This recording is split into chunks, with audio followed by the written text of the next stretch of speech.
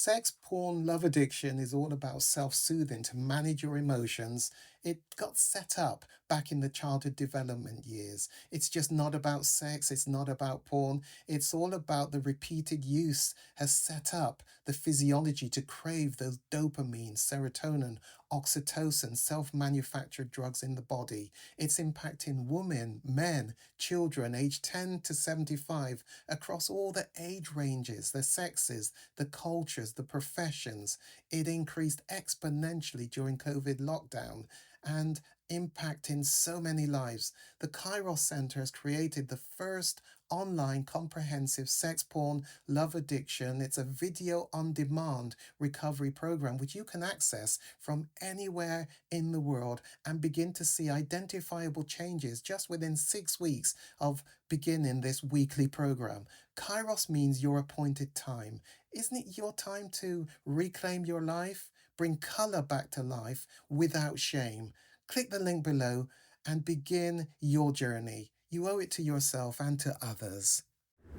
So, Hendricks and Hunt, talking about the mystery of romantic attraction, in their article, Getting the Love You Want, coming out of their book, they talk about during recent years, scientists from various disciplines have studied attraction and romantic love, and valuable insights have come from that research. Some biologists claim there's a certain biologic to courtship behavior that ensures survival of the species. According to this theory, men are drawn to classically beautiful and healthy women who have physical indicators that they are in the peak of childbearing years. On the other hand, women select mates for different biological reasons. Women instinctively choose males with alpha qualities, the ability to dominate other males and bring home the lion's share of the kill. Thus, an aging corporate executive is as attractive to women as a young and handsome but less successful male. Social psychologists explore what they call the exchange theory of mate selection. And the basic idea behind this theory is that we select mates who are more or less our equals. We seek potential partners on the basis of history, similar backgrounds, financial status, physical appeal, social rank, and personality traits. A third idea, called the persona theory, maintains that the way a potential suitor enhances our self-esteem is an important factor in mate selection. Each of us has a mask or a persona. Remember that? The layers, the masks that we wear, the protection that we build over time because of the inner child needing protection. And we tend to show that exterior layer only to those we first meet. Remember the exterior layer? But there's a more intimate us inside there, but always protecting the inner child. The persona theory suggests that we select a mate who will enhance our self-image. There seems to be some validity to the theory. We have all experienced some pride and perhaps some embarrassment because of the way we believe others perceive our mates.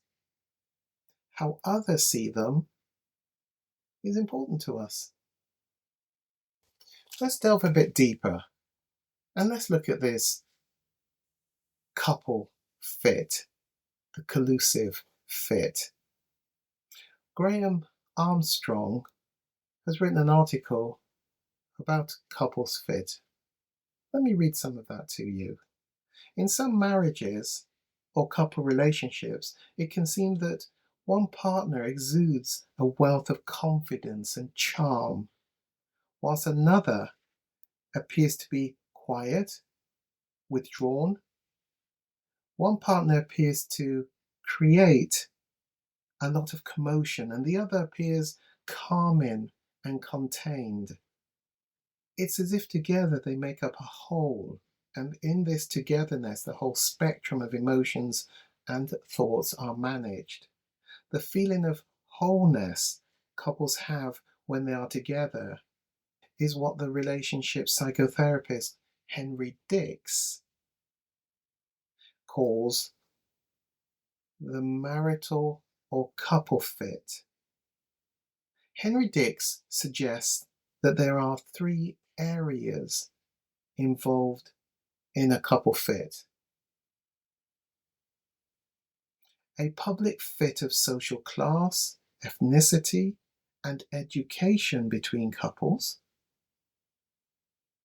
a personal fit where beliefs, choices, conscious expectations, values, and attitudes play their part; an unconscious fit which stresses the unconscious complementaries between the parties. He argues that couples were unlikely to even meet and date if two areas did not fit, and it was difficult for marriages and couple relationships to survive if there were significant differences in two of these areas. The marriage would not be able to contain these wider differences. That's his view, that's his beliefs. Indeed, some of the problems we come across in relationship counseling, he says, are a result of a shift or growth in these areas, creating what appears to be intolerant differences between couples. I think some of us would view this as things like life stage changes. I don't like the term life crises. Life stage changes because we go through life stage changes at different ages, and there's a difference in those stages that take place between men, between women, and often problems arise, of course, when each of you are going through those life stage age related changes at different points and not recognizing what is happening. The task of relationship counseling is often to explore these differences and encourage the couple to recalibrate or refit their relationship. Often we talk about compromise. I rarely use the word compromise in my therapy, but I guess that is what is being called for in couples counseling. So, what does this mean for us as individuals and couples in relationships? All of us hold within a psychological blueprint, Graham Armstrong says. Experiences which carry details about the often unacknowledged stories of our life. Yeah, stuff that has gone into the brain long ago, childhood development, not just at that age, of course, we've grown the child up, but often unacknowledged stories. And some of those unacknowledged stories are deeply in the unconscious because the brain is defending and looking after us and protecting us by, in a sense, blotting out those negative experiences because would be it would be too painful for us to keep carrying those experiences in the consciousness. Now they haven't gone, it's just you can't access them. And that's why we use this technique of EMDR, eye movement desensitization reprocessing, where the brain can help us to find stuff and heal us. This blueprint contains information we've often tucked out of our awareness. I don't think we do it consciously. I think it's a process that the brain does to protect us. It's about helping us to cope with these negative, impactful past experiences. It's a defense mechanism on the part of the brain to protect us.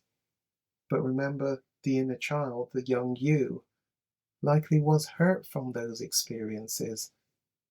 Hence the building of those layers and layers, like we see in the Russian doll. The experience of early relationships, often with our parents, has a very powerful impact on this blueprint. And we often seek a blueprint that fits ours. So many would say girls tend to marry men that are like their fathers. Maybe something in that. But there is something about trying to find a blueprint that fits our blueprint. I think it's a bit more complicated than that, though. Send me a message. It's time to get your relationship back onto a better footing for your future. Let's do some work without shame and bring colour back to life. Send the email, send the message to me, Gary McFarlane, at the Kairos Centre, and let's begin to reclaim your quality of life.